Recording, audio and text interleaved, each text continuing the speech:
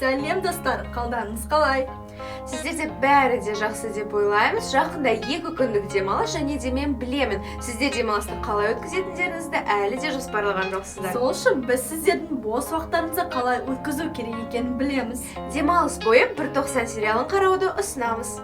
190 2019 жылы жарық көрген қазақстандық мелодрама жанрындағы телесериал. Сериалдың режиссері Дамир Тастенбеков, ал сценарийін Мирас Ниязов, Семен Махов және Нұржан Еркінұлы жазған. 190 Қазақстандағы табысты жобалардың бірі. 2019 жылы отандық киноиндустрия саласы томирис, Брат или брак екі сынды көркем туындылармен қоса 190 секілді жеңіл комедия жанрындағы сериалмен толықты. Және бұл сериал Қазақстандағы табысты жобалардың бірі десек те қателеспейміз. Неліктен деп сұрасаңыз, YouTube платформасында 3 апта ішінде 2 миллионнан астам қаралым жинаған ең алғашқы сериал атанды. Дамир Тастенбеков режиссерлік еткен сериал 2019 жылы 9 желтоқсанда көрермен назарына ұсынылды. Қызық факт, сериалдағы басты кейіпкерлердің есімдері Гәкку арнасында жұмыс істейтін жұмыскерлердің атымен аталған. Сериалдағы жасөспірімдер аты шулы 11-ші В сыныбының түлектері.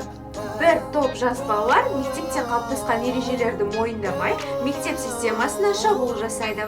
Осы орайда неліктен деген сұрақ туындауы мүмкін. Бәлкім мәселе үлкендердің оларды толыққанды тұлға ретінде қабылдамауында жатқан шығар. Бәлкім нәтижесінде балаларда агрессия туындауы мүмкін. Мысалы, сериалда оқушылардың самат ағайға дөрекілік танытып, мұғалім мен оқушы арасындағы қарым-қатынасты сақтамауы, ұлттық бірыңғай тестілеуге салғырт қарауы осыған дәлел.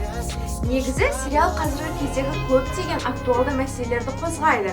Мысалы, мектепте ұстаздардың өтірік баға қоюы, орысша мен қазақшаны араластыратын тіл мәселесі, тәрбие проблемалары қарастырылған. Актерлерге келсек, Зарина сабақ үлгерімі жақсы, өзге бойжеткендерден өзінен тұйық, ұяң мінезімен ерекшеленеді. Дина, сен қара теңізді білесің бе? Соны қараған мен үшін боядың ба? Дина, неге алдын ала айтып қоясың? Құрметті көрермен, бұл біздің сүйікті де сүйкімді трендке айналған Анели мен Арс жұбымыз. Бұлардың әзілдері сериалдың басты фишкасына айналды десек те болады. Құлақтан кіріп бойдалар дегендей, сериалдың басты саундтрекі әнші Таспайдың «Бұл махаббат» әні. Отандық туынды тек қазақша әндердің сүйемелдеуімен түсірілген. Айта кетсек, Сируза, Ренза, Ринго, Махаба Сәби сынды әншілер. Актерлар сериалға түсу үшін арнайы кастингтен өткен. Кастингте режиссердің өзі болған.